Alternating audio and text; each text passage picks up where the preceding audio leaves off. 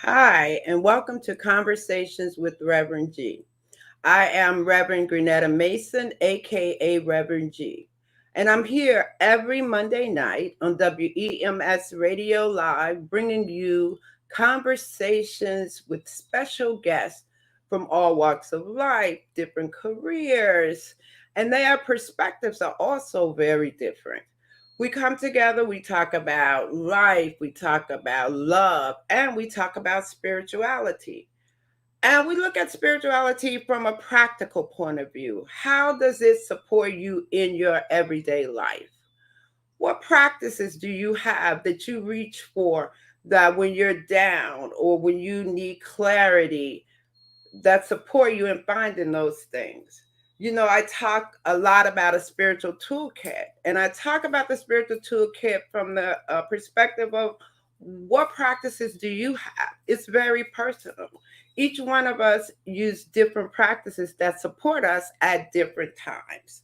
So we talk about spiritual practices, we talk about current events, and we just have a good time sharing how we are living our lives. Because, my goal is to support you in finding joy and living your best life with grace and ease. And I do that in many ways. Every day you can find me on Facebook as Reverend Grenetta Mason. I'm also on Instagram as Rev Grenetta. And you can subscribe to my YouTube channel, Reverend Grenetta Mason. So tonight we're going to have a great, great conversation with Akira Young. Akira is an entrepreneur. She's a mom, and she is the momager Kai. Hi, Akira. How are you? Hello, Reverend G. Thank you so much for having me on this show tonight. Yes, I'm excited to have you. I give a little background. I've known Akira since she's a tiny little baby, right? No, little, for real. I mean, so many years, and I've watched her just grow with this beautiful woman.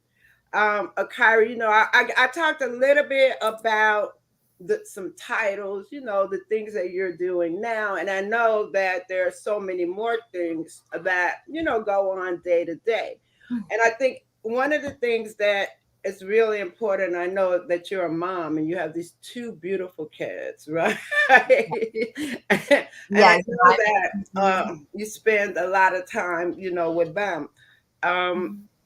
So it's like I'm trying to say, where do we go? Where do we go? Okay, so let's just introduce yourself and talk about your role as a momager. How about that? How did you get started there?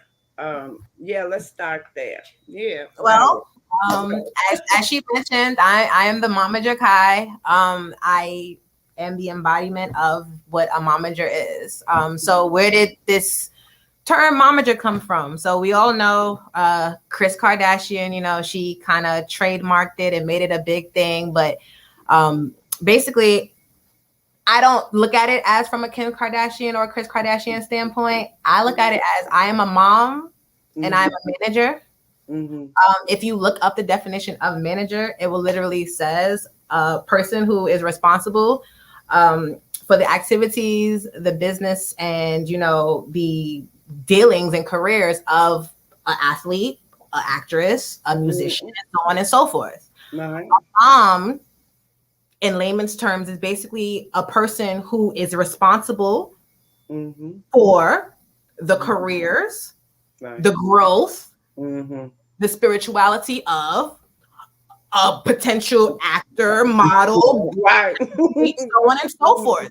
So when I gave birth to these kids, I already embodied the name, the title of manager. If you want to look at it from a business standpoint, you want to, get some type of profit out of what you create, your intellectual property, if you must, or biological property. My kids are my life. I literally put everything into my kids, from their schoolwork, their educational development, to their emotional development, to their physical and nutritional development. So why not take an extra step into developing them as human beings in society, establishing a career from them at an early age, figuring out what they like, figuring out how to situate them financially, set them on a nice road, make it easier, a little easier for them this early, rather than wait until they're 18 and trying to figure it out, right? Figure it out. Like I got to get out the house and figure it out on my own. No, why do that? You know what? As you were speaking, what came to mind is when Jazzy was little, she was a model in the industry, right? And we didn't have social media. I don't know what we had. It was like word of mouth, right? Or something to wait. Because a lady just met us in the park. That's how I wasn't even looking for it. It just met me in the park and say, oh, you want to do this? And I was like, sure, right? And so like 30 years ago, I'm talking like way back. And I know that it's changed, right? Yeah. So can I think it would be great if you could share some of the tips on how it's different now, because it's all about the social media thing now, right? That's what. So, as annoying as it is, Miss Granada, it is definitely all about your social media presence. I won't say it's all about your social media presence, but that social media presence is a huge footprint in your carbon, success, basically, if you want to say it that way. Back in the day, we had, you went to the Yellow Pages, you found the agency, you mailed them by snail mail a picture of your child and a list of things that your child can do, and hopefully you wait for a callback. These days, you don't have to wait for agents. You don't have to wait for callbacks. You can literally promote your talent, your child, yourself, all on your own, and wait for those fish to take the hook and bait. Basically, you are the bait, and those agencies and those brands and those people out there that are looking for people to influence their product, they are the fish taking that bait. So yeah, social media these days is a huge way for you to get out there, because everyone is on social media. You go to YouTube to figure out DIYs, how to do things on your own. You go to Instagram to someone's page to figure out what's the newest trends, how should I dress. You go to like little kids pages to see how cute the little babies are, to see their little hairstyles, so you can get inspiration. So social media is very big in the world these days, and that's how I got my start as a momager.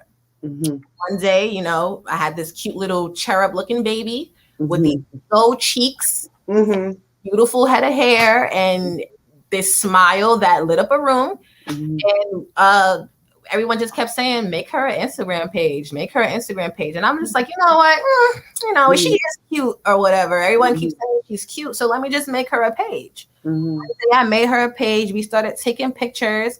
I started getting more into the picture taking part of the aspect. I started getting more into the styling part of the aspect. So this became a bonding moment for Araya and I. I would do her hair. I would dress her in cute little outfits. We would go out. We would like have a day together. We would go to places, do nice little sceneries, take pictures. And I would post these pictures on social media, and I would get, at first it started off with, 10 likes. Then it grew to 50 likes. Then it grew to 150 likes. And those 150 likes eventually now grow to at least 1,000 likes a post, depending on what we post. And it's also strategic wise, because we had to figure out what people were interested in, what people didn't see. How can I verbalize or caption this so that it can catch your eye?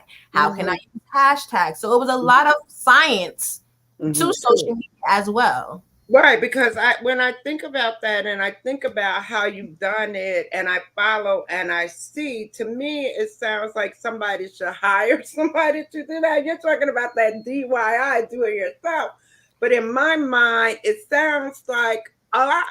And we've had this conversation as well in regards to how do you do it. You're absolutely right. People do get hired to do this, Miss Granetta. Like, people say, hey, you run my social media page because I'm not doing it. And sure enough, all you have to do is just send a picture to someone and they post it on your page and they use all the nice hashtags and you get the followers. Wow. Yeah. And it's interesting too, because as I've done the show, I keep saying what's next. And what's next is to really figure out a way to get more people to come to the show and watch the show, because I think there's great information Mhm. and I just like sharing, and it's a really good place that we can have just a real conversation, because I know with you it's like real life, real mom, right?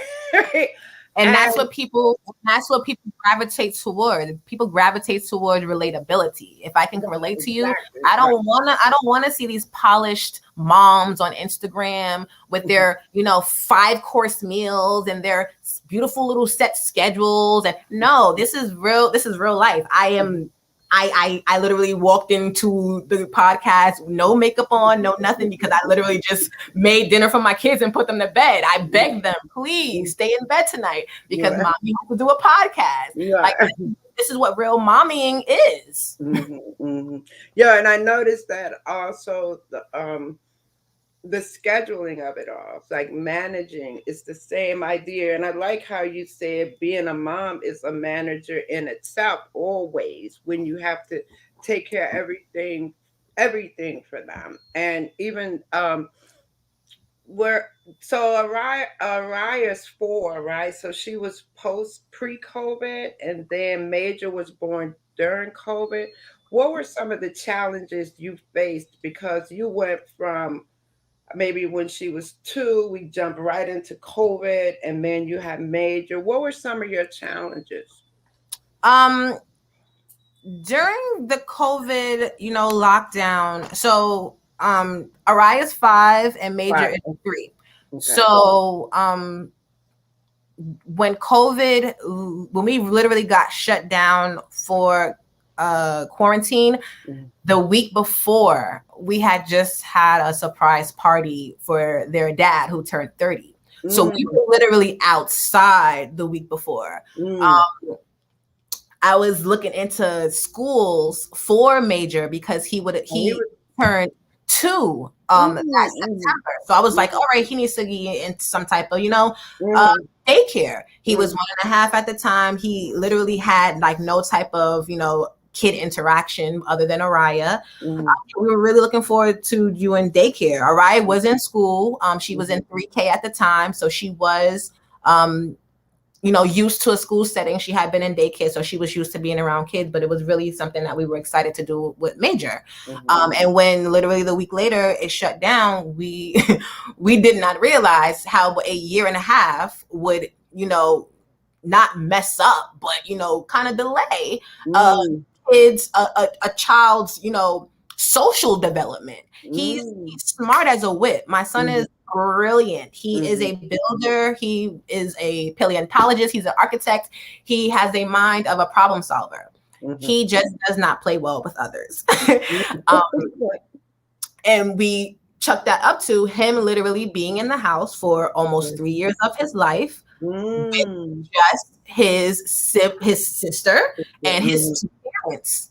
mhm, mhm, So it was it was obviously a huge change for us during the pandemic, like it was for anyone else. I continued to work full time, so I literally worked 8-hour plus shifts, not from mhm, my home. I did not work from home. mhm, I had mhm, to I had to either go into the office or I had to go into a remote location in which I can, use my phone setups and things like that. So I literally left the house every day and came home every day.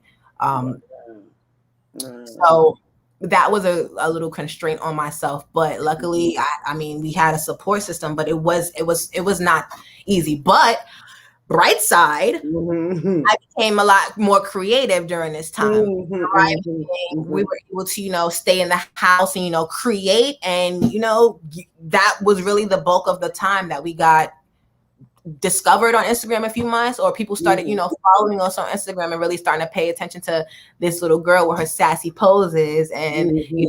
these really nice outfits that her mom coordinates and puts together for her. So that was the blossoming of something new. And in the meantime, I was also working on a lot of other projects as well, other than, the Mama Jakai. And Mhm, once outside opened up, these brands just merged to each other, and you get what mhm. you got right now. All this amazing. Right, right. I love that. event planning side, right? Also you know what, as I follow you, talk about how you work with Black businesses and supporting them and the events and the things that you do with them. She's a Harlem girl, born and raised, right? Harlem all day, born and raised. If I move anywhere else, it will be out of state because I'm not moving to another borough. Whoop whoop. Right. So yes, that all started, Miss Grenetta. So just a little rewind.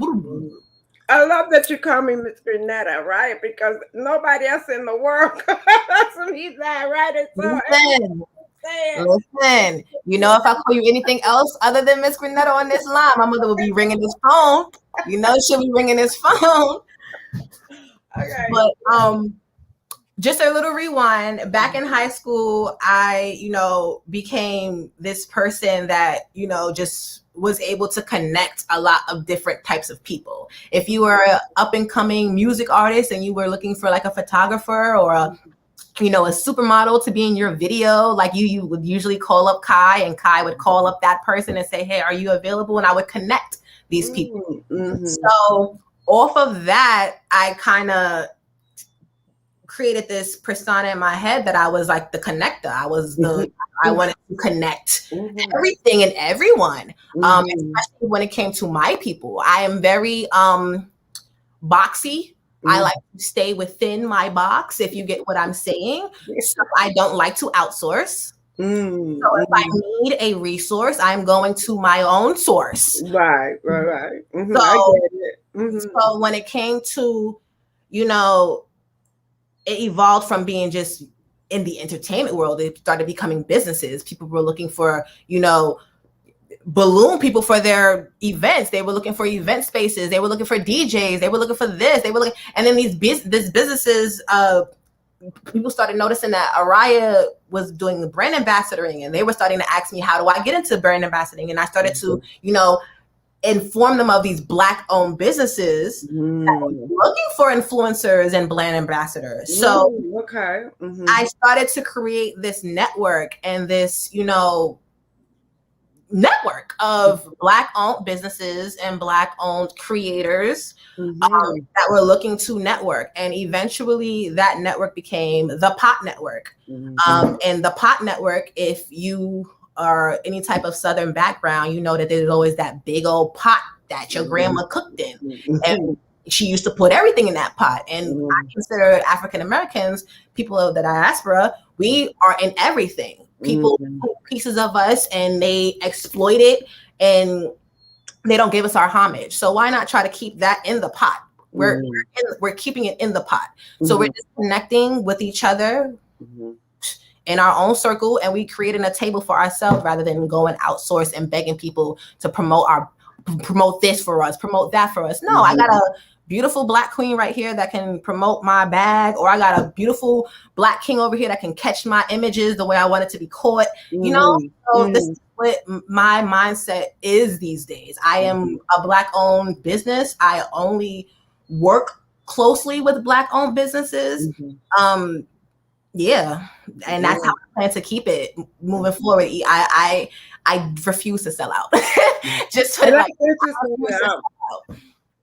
and we talk about Black-owned businesses and how we can support them. And I like the idea of coming together as a community, being together rather than being out there on your own trying to do it. So I like the idea of the pot where we all come together and we share our services. And the good news is that a lot of Black people are looking to support Black-owned businesses. Exactly. So and that's the idea is, where are they though? How do we let people know where they are? How do we say this is where you go? And that's a part of it, getting more of the exposure so that we know who's there and where to go. So it was, I think recently, even myself, I looked up the top 10 Black designers. Who knew? I didn't know who they were, right? So just in Mhm. the idea of doing research, Unless Beyonce drop a list tomorrow, Miss Grenetta, the world don't know who they are. You see what happens when Beyonce dropped the list? yeah, That's when Black-owned businesses became huge during the pandemic, when she dropped that small little list of Black-owned businesses. yeah, But yeah. that's the sad part about it. We're Mhm. in everything. We are out there. People, these celebrities are finding these amazing, exquisite bags and these amazing, exquisite dresses that these Black people are creating, and they're keeping the secrets to themselves. Right, right, right, right. No, no Mhm. more of that. So yes, where are these places? They are on websites, but there's Mhm. not a there's not an app. There's always an app for that. There's an app Mhm. for that. There's not an app that you can download on your phone and have a syllabus, or excuse me, a a, A list, a list, right, a nice fat list, right, all different types of Black owned businesses, from art dealers right. to zoologists. If Right, you right, want right, it, right, right. Exactly. So that's why I really love the idea, and as I see you out there promoting, I don't do a lot on social media. I call myself lurking. I'm watching, right? I think as I watch, I'll learn, right? And I do enough right now. That's what I always say, and right? you might think I do a lot, but I can Mm, do a lot more, and that's mm. and that's the part about it. That's what this is all about. I'm And just starting. finding that balance, though, you see, the thing is, so I don't know if people know, but Araya was just in the movie, the OG, right? So to me, I mean, a great accomplishment, right? But balancing all of that, balancing, just, do you have a life? What self care do you give? Well, now that I think about it, Miss Grenetta, well, like you said, it's a balancing act. It's literally Mhm. a balancing act. But what I will say is, as someone that suffers from extreme anxiety, Mm, mhm. I was diagnosed with anxiety as well as other mental health issues as a teenager. So I've battled with this for more than 10, 15 years. Mhm. But I find that what works for me is organization and consistency. Mm, So mm. how do you manage to do all of this? I plan everything out to a T. Like, if it's not in my calendar, I don't see Mhm, it.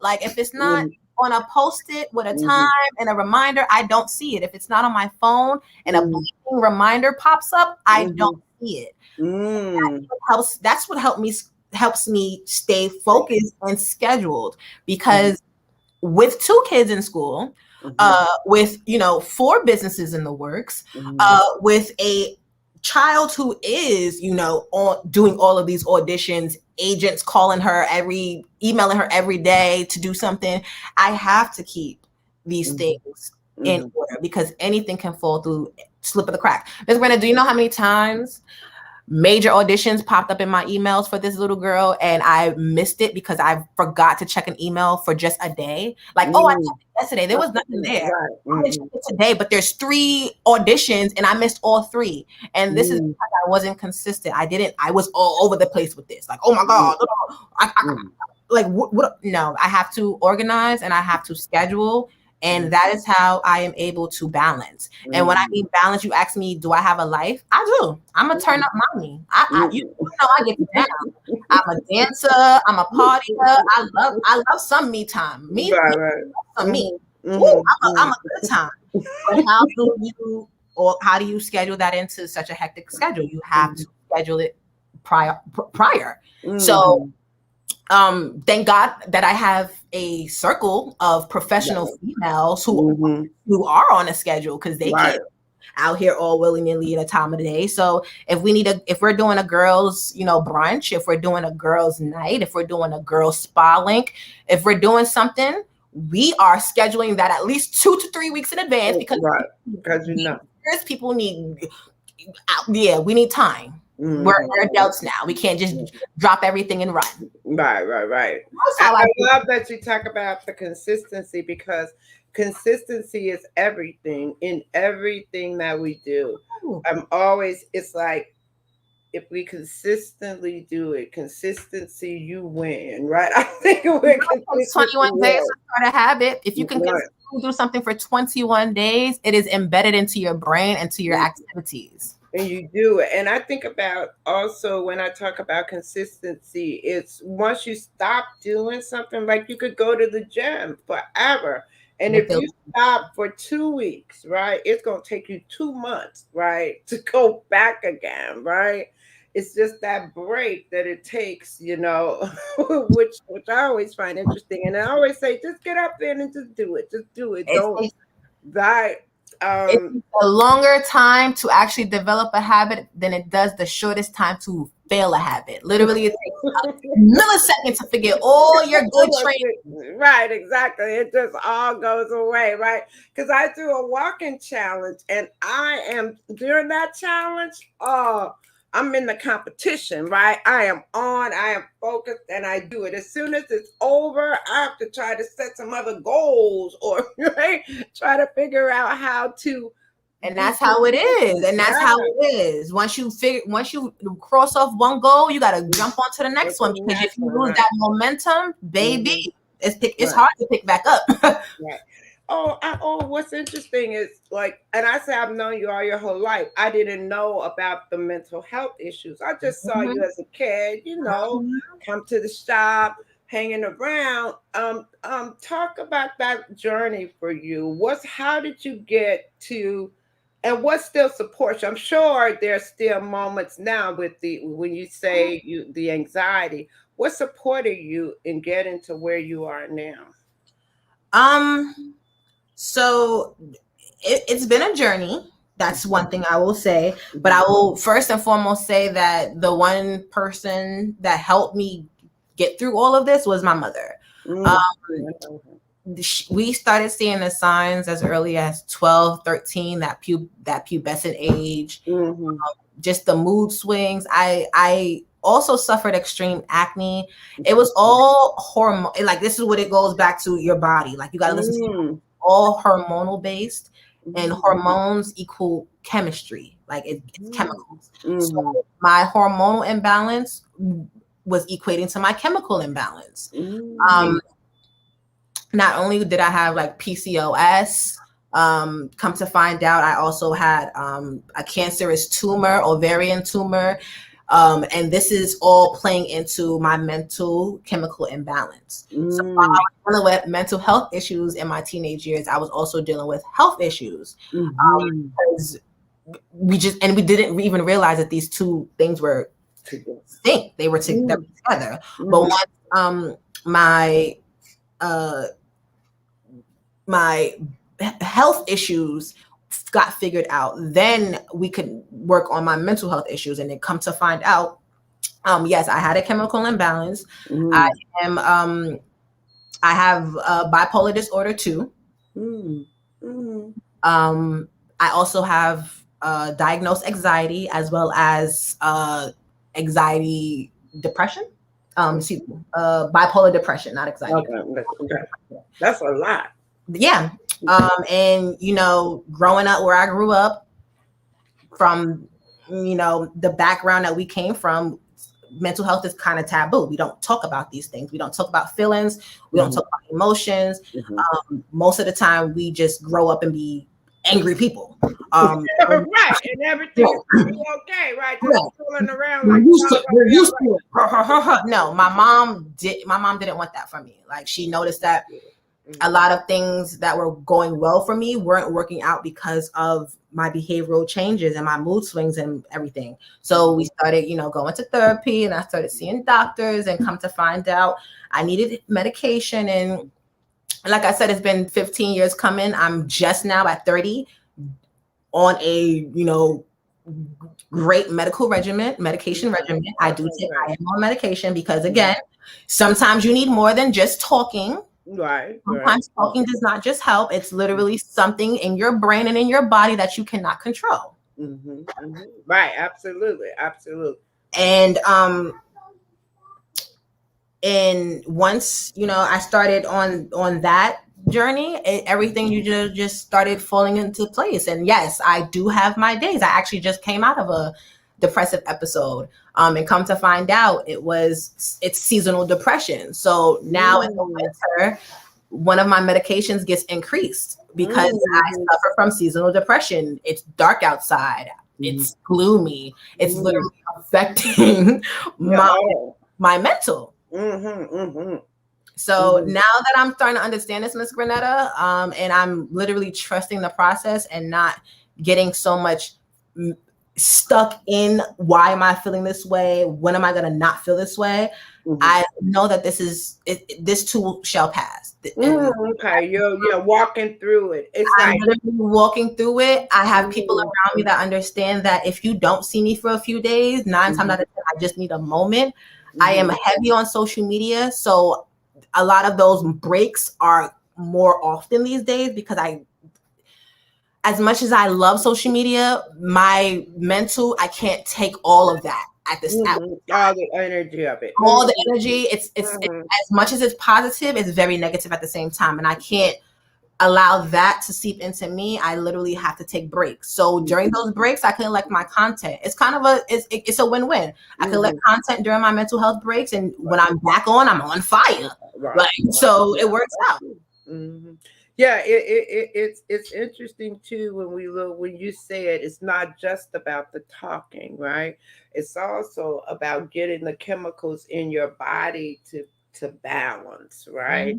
And I love having this conversation so that more people of color will approach therapy and approach mental health from the perspective, like you said, many are just angry and don't know why and haven't really had the space to talk about what's going on. And they don't realize that their anger, even if they have children who don't have mental health issues, their anger is rubbing off on the kids. I read something about that today too, about the kids pick up the energy from you. Kids learn everything. Exactly. And that's how this cycle of, mommy yells at me, so I'm gonna yell at everyone else in the world. Like, and this is where my peaceful parenting comes in, Ms. Granetta. Like, I don't.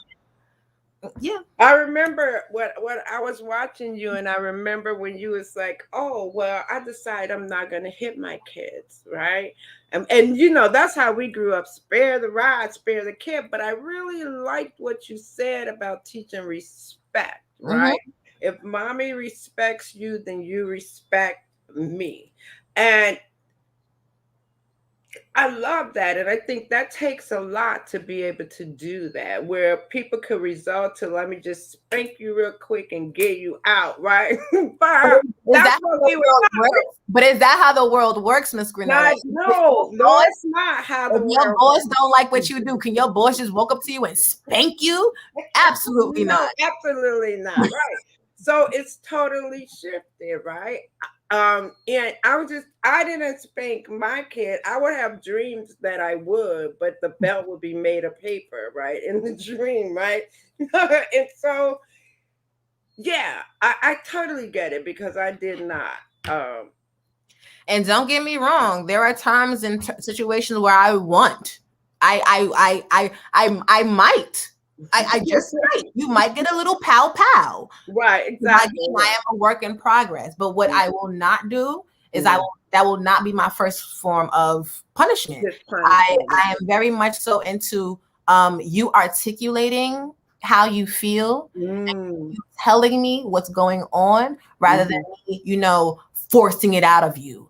And making you feel bad for feeling how you feel and doing what you did. Nah, it's a reason for everything. Like it's as an adult, you got to communicate, you got to express yourself, you have to articulate. Why would you not start your child doing that at an early age? Why would you not want your child to come to you and say, you made me feel this way and I did not like it? Well, I'm sorry. I apologize. Whoa. I apologize for belittling you or making you feel smaller than what you are. You matter. Your voice matters. Your opinion matter. And like you said, I tell my son all the time, and I really started this, Miss Ritter, with my son. My daughter, she's easy. You already know. Araya is the sweetest thing. All you have to do is raise your voice to a 5, and tears start running. Right. My son, on the other hand, he is Bone Thugs and Harmony. He is Tupac. He is West Side Till I Die. He is come to death row. Like, he's all of that. So right, different methods you have to use, different personality. Completely. And they're the same. No, they're the same sign. You would think they're the same type of people. No, they're only a week apart. Oh no, she's like cold and he's extra spice. Like, so I had to really, once he got to 2, I had to really have a conversation with myself and say, am I going to be that parent that I see in the supermarket or in the park beating the hell out their kid, excuse me, and I just want to step in and say, don't hit that baby like that? Like, do I want to be that parent? Absolutely not. Do I want to be in that parent walking down the street yelling at my kid for running, right, cursing them out, calling them stupid? Do I want to do? No, I don't. I don't want to be that parent. So I had to make that decision. What are you going to do? So I started doing research. I started reading. I am not a psychiatrist. I am not a psychologist. I am not I took one semester in early child development. Right. And that's it. I don't got a degree, but what I do know is that my kids matter and their voices matter. And I want them to know that early. So that's the type of conversations we have. We don't negotiate. We don't, no. We talk. What is it that I did? Why are you acting like this? Because you don't act like this on a regular. So what is it that I did, or what is it that happened for you to change the way that you're acting? And it's not, why are you whining? No. Use your powerful voice and tell me what's going on. Use your powerful voice. Don't use your words. No, using your words is too vague. Tell me how you're feeling. That's beautiful. That's really great that at an early age, you're getting them to express that. That's great. My 3-year-old got that down pat. Major got that down pat. People like, you took my toy and I did not like that. That hurt my feelings. It made me sad. May I have my toy back? Rather than my son, a year ago, my son would have walked up to that kid and snatched the toy and knocked him upside the head. And now I'm literally talking to these kids like, can I have that back, please? So that's really cool. Let's shift a little bit, and we did talk about your spiritual. Let's talk about spirituality, because I always talk about the spiritual toolkit and how the spiritual practices. So I know you grew up in church, because I was around. We started talking about the spiritual journey, where you are now, and what are you teaching the babies? So, just a little background. I grew up, so my grandmother was a devout Christian. I went to church every Sunday, including Sunday school, from the time that I was born, probably up until the time I was 10, 11.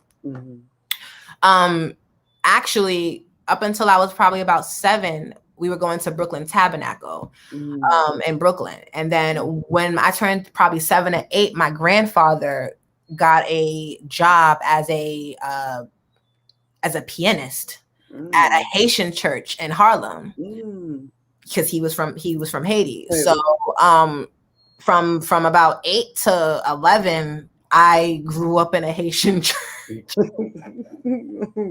Did I speak Creole? No, ma'am. No, ma'am. But I was there every Sunday at Sunday school with the rest of the kids at Creole Sunday school. At Creole Sunday school. Did you know what they were talking about? I eventually grew to know. Can I speak? No. But if you speak around me, I could put 2 and 2 together to make 4. Especially figure it out, right? Especially with growing up with Haitian friends. I had a lot of my close friends were Haitian. So once they found out that my grandfather was Haitian, girl, you better learn some of these Haitian words. So, so yes, I was very much so in church every weekend. And other than the weekend, I grew up in a Catholic school church. I mean, that's Catholic school. My mom put me in a Christian school from Montessori until first grade. And then for second grade, I actually went to a Catholic school. I graduated from Holy Name of Jesus. In 8th grade, from 2nd to 8th grade, I went to Holy Name of Jesus. And from there, I got accepted into the Academy of Mount St. Ursula, which is a private all-girls school in the Bronx. I got a full ride to go there. See, we about to start. You know, I'm gonna start sprinkling a little intellect in there, Miss Grenetta. Right. I got a full ride to go there. And I was in church at that school as well. We had mass, we had religion. Did I ever feel fully connected to God or Jesus Christ or who I was being taught I should be connected to? Not 1,000%, not 100%, no.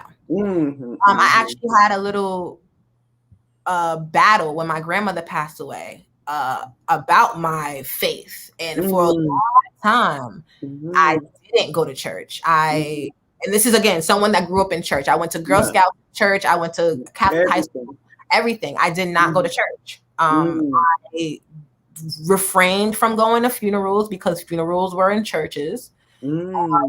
I didn't want to go to church. Why? Because I hadn't gotten over losing my grandmother, who was that key connection to Christ. Okay. She loved God. She was a devout Christian. She loved the Lord. And I just was like, how did you take someone that, you know, was so into you away from me? And I was so into her. So it took me a while to, you know, reconnect. But now, Miss Grenetta, my spirituality is knowing that there is an entity out there that, you know, believes and wants the best for us as a human race. So whoever you might, you know, pray to, but let it be Allah, let it be God, let it be Buddha, whoever, there is someone that gives you hope and, you know, to be a better person. And I think that is what spirituality is. If there is a feeling or, you know, a concept or, you know, a spirit that comes over you to help you be a better person during your darkest times, that's your spiritual connection. Like that's how I feel. What about the kids? I guess that'll do. Are you going to have them go to church with your grandmother? With their my kids are actually in Catholic schools. Okay. The Academy of Mount St. The Academy of St. Paul's and St. Anne's. Okay. So they're in Catholic schools. They'll get some religious background. Oh yeah, my daughter is in kindergarten now, and that's the grade that they start to introduce, you know, mass and religion class. So she is, you know, forming her own love of Christ. As she, you know, walks past the church and says, "Oh my gosh, it's a beautiful church. Christ is in there." You know, she says she knows how to do the rosary in the name of the Father and the Son. And truthfully, who am I to tell you who to believe in? Who am I to tell you that the person that you find joy in, the first person that lifts your spirits, the person that, you know, brings you to your knees and tears and, you know, happiness and joy is not the person that you should be devoting your life to? I mean, who am I? I'm right. It's just like, go for it. Right. That's exactly. You feel in your heart and in your spirit, you connect with, go for it. Right. That's cool. I like that they are going to get the background in Christianity and all that, but you're keeping it really open for them to explore. If Araya said, "Oh my, I want to do Buddhism," if she reads about it, my stepdad is Muslim, so every morning he does his prayers. My kids are very they're introduced to a lot. And no one around us, everyone knows around us that no one has the right to tell them who and what they should believe in. Right, exactly. My kids are very outspoken. They're very inquisitive. They're very, you know, bright. So if I don't hither them from experiencing anything in life, who are they? Right, exactly. So what I also, this is my next question about spiritual practices and the spiritual toolkit. Mm-hmm. Talk about your top three spiritual practices that support you. And you may have more than three, but what would you say would be the three that really like your go-to things or that you even do consistently? Well, one is I pray consistently. If that's one thing that my, my background has taught me is Mm-hmm. to speak to God, Mm-hmm. to speak to the higher being. I don't have to say a name. I don't have to say dear God. I don't have to say dear Allah. I don't have to say anything. Once I am in that state of my heart is open, my mind is open, and I Mm-hmm. need whoever is out there to hear me, I'm Mm-hmm. opening up myself. Mm-hmm. That's I pray, yeah, and it's You not a pray out loud? Do you pray out oh, loud or oh yeah. yeah. When I get into my prayer moment, I don't pray Mm-hmm. often, Miss Renata. Oh, okay. Mm-hmm. But when I get into my prayer, the prayer room, yeah. When I get Mm-hmm. into my prayer room, when I get into my prayer mode, I'm Mm-hmm. out loud. I'm Mm-hmm. exalt. Like you got to first of all, I'm a very karma person. I'm a very spiritual person. I'm a very connected entity person. If you don't say it out loud into the universe, how is it ever supposed to be? How is it ever supposed to come back to you? So that goes for Mm-hmm. prayer as well. If you don't say what you're praying for out loud, then how is that blessing ever supposed to fall into your lap? Mm-hmm. I guess when I said that, yeah. Okay, great. I don't know what made me say, "Do you No, do pray I out pray? No, loud?" you do pray. Yeah, no, because them Because quiet then prayers. you could pray quietly and silent, right? So I think that what that came over me in the moment. Do you pray out loud? I don't think yeah, me, I can't. I need you to hear me, God. I need you to hear me. I need you to hear what I'm Well, do you feeling. know what I? Do you know what I always say too? We talk about prayer and we need God to hear us. How do you hear God? Meditation. I quiet Mm, my mind. I quiet mm-hmm, that. It's been something that I've been trying to consistently do every morning, but of course with mm-hmm, the kids I'm exhausted. But for a very long time I have been practicing meditation. My stepdad actually helps me. He mm-hmm, sends like little reminders via text on how to meditate. You do not mm-hmm. need 30 minutes to meditate. You can literally meditate in 5 minutes. Just the Absolutely. calming and the easing of your brain and your Mm-hmm, mind and the mm-hmm, just the constant just words and just thoughts that are rushing, you mm-hmm, can really open yourself up to a lot of messages if you could just mm-hmm, calm yourself and listen. mm-hmm, And those mm-hmm. messages, I don't mean like coming through your ears. No, like I Right. mean So like I know what you're saying, look right? around, like look around you, like look at what's Mm-hmm, happening, look at what's mm-hmm, manifesting. You might not feel like everything is whole right now, but just the little steps that are being taken. mm-hmm. Yeah, yeah. Yeah, that is That beautiful. is So, that is those people speaking to you. Like that's right. dumb people. I don't know which people you prefer to speak to, but that's Mm. dumb people helping. Somebody. Right, somebody helping you out. Yeah, We yeah, ain't. yeah. It is interesting, as you said, because that's what always comes to mind when I think, okay, praying, and if you're praying and you're talking, then when is the moment to listen, to hear, to understand what the messages are that you need to do? Because I have this whole thing about grace and ease and being versus doing. Mm-hmm. The idea is to be so that you'll know what to do. So then it's like inspired doing. So we can run and just so busy doing, doing, doing, but then step back so that the doing is not just about running around doing a lot of things. Right. Right. And what I do is I pray at night. So Mm, you pray mm-hmm, at night mm-hmm, and you sleep on your dreams and you sleep on what you want. And then the mm-hmm, morning when you meditate so that you mm-hmm, can, hear God's message. mm-hmm. And then you proclaim gratitude, something that Yeah. you're grateful for, Mm-hmm, mm-hmm, because mm-hmm, those are the blessings flowing. That is the mm-hmm, blessing mm-hmm, cycle. You mm-hmm, you you gratify, mm-hmm. you pray for, Mm-hmm. and then you listen.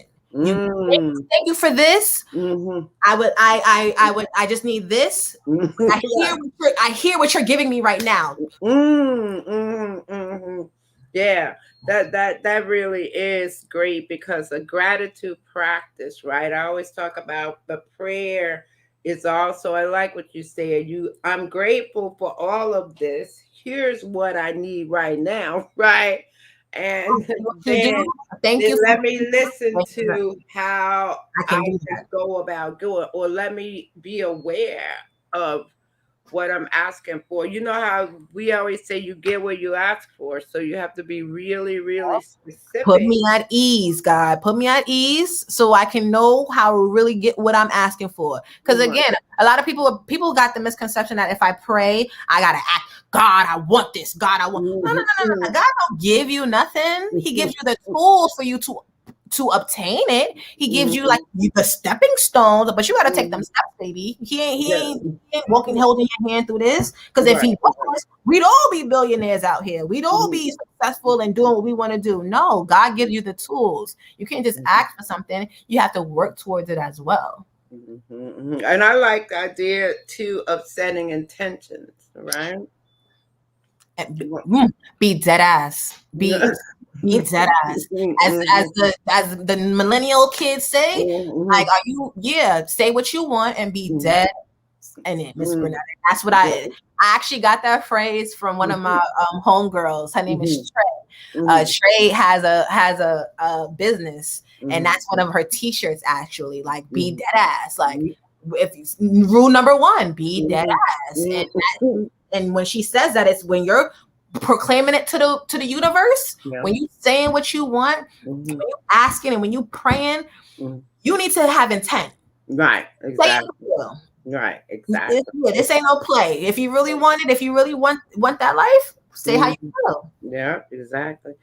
So I want to give you a chance to it's time. I told you the time was gonna go really fast, right? Give you a chance to, give people some words of wisdom or how they can reach you and how you can support them and where they find in this pot, because I think that is so fabulous. I have to check up. That is just something I'm very interested in supporting this pot, right? So my main personal page where you can find all of my other pages at, including Araya's page, my son's page, the Pot Network, as well as my event planning page. So my Instagram is _Kai